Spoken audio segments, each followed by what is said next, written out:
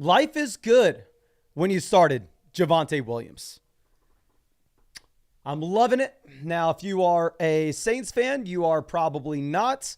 We'll talk about what happened. We'll talk about the fantasy football updates that you need to make, and we will update our own rankings ourselves. Let's get it out of the Saints. Yeah, let's talk about the Saints first. Dear God. We said not to start above memes. We said the only guy who could start here was Kamara because it was a garbage offense with Spencer Rattler under center and no wide receiver help.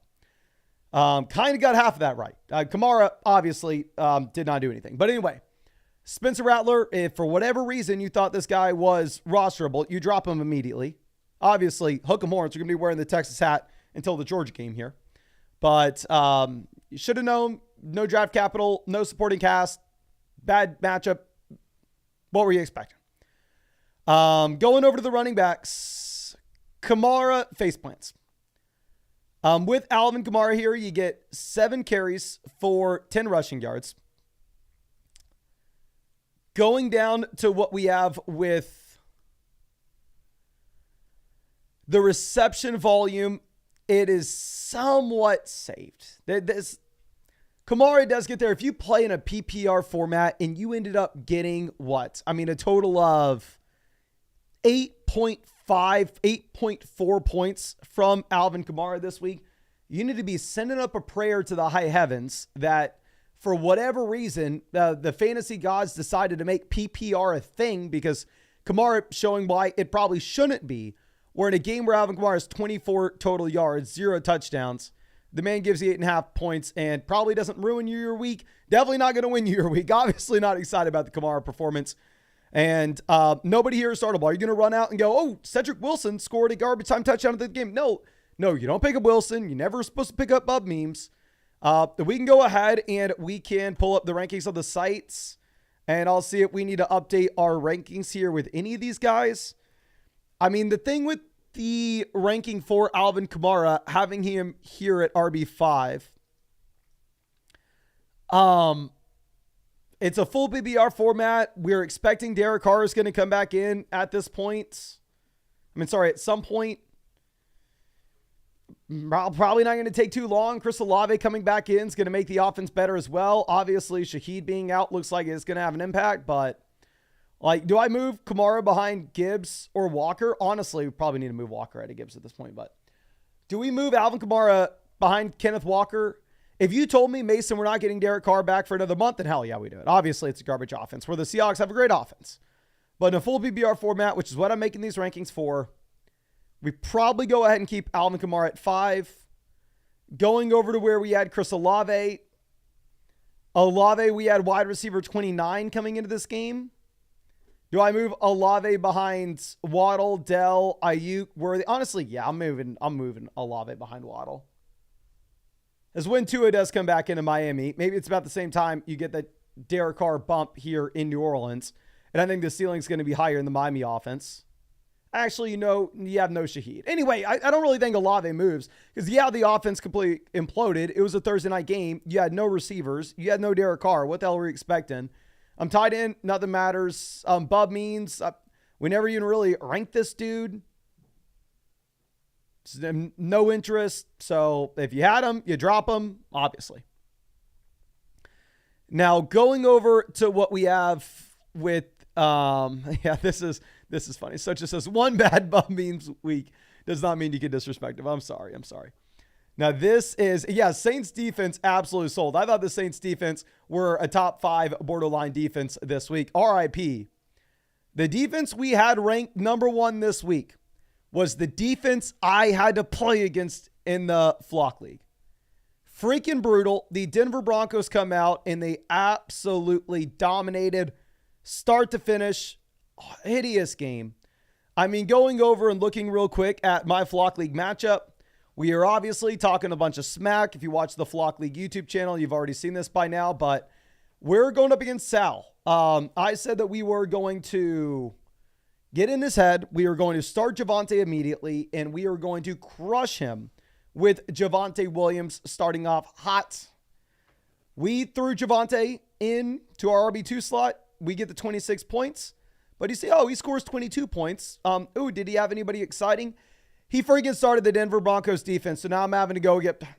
Really, this doesn't help at all. Denver has friggin' 6 sacks, 2 fumble recoveries, and the fumble recovery touchdown in this game.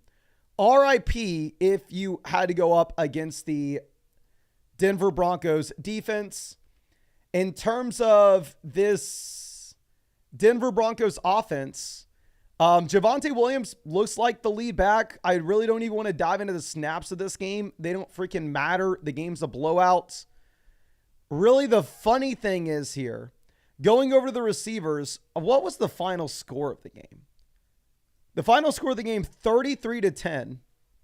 You have 33 points scored for the Denver Broncos.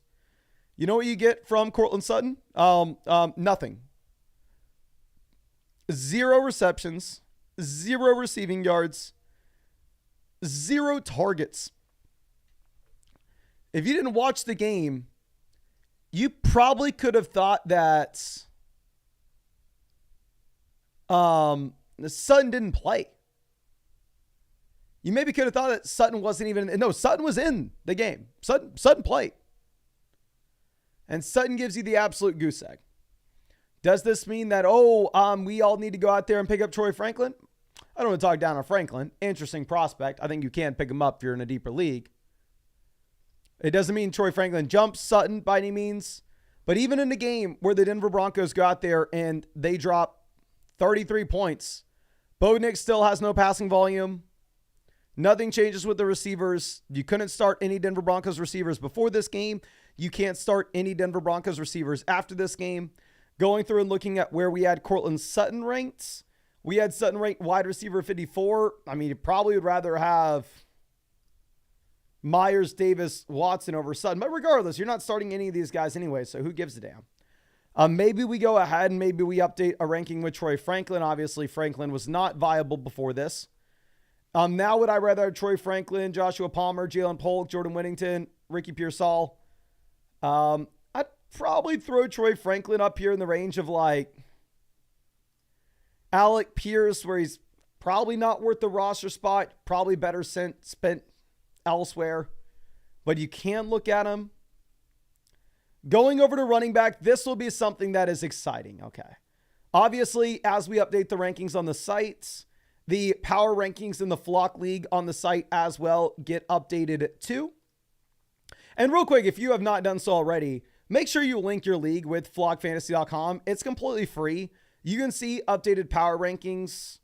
If you are playing on Sleeper, ESPN, or Yahoo, if you're playing on one of these sites, go ahead and link it for free. You can get the power rankings of your league. You can actually see them ranked by position as well. So here in this league, Zach has the best running back room with Derrick Henry, Jonathan Taylor, Joe Mixon, Kareem Hunt, Tajee Spears. Whereas you go over who has the worst running back room in our league.